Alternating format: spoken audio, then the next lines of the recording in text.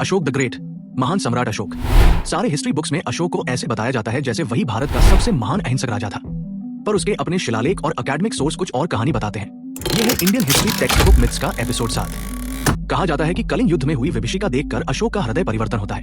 कलिंग युद्ध के बाद अशोक के पछतावे का जिक्र मेजर रॉक एडिक्ट 13 में मिलता है, लेकिन हैरानी की बात यह है कि यह शिलालेख कलिंग में नहीं मिला। यह शहबाजगढ़ी पाकिस्तान में पाया गया है।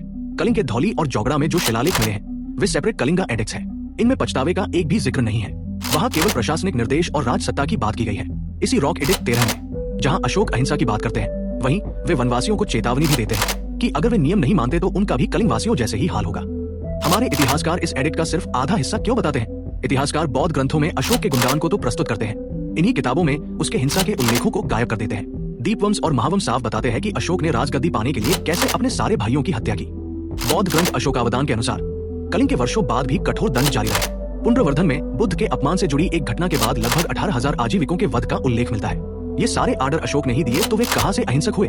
पूरी कहानी जानने के लिए लिंक वीडियो पर क्लिक करें और ऐसे और झूठ एवं अर्ध सत्यों के बारे में समझने के लिए चैनल को सब्सक्राइब अवश्य करें।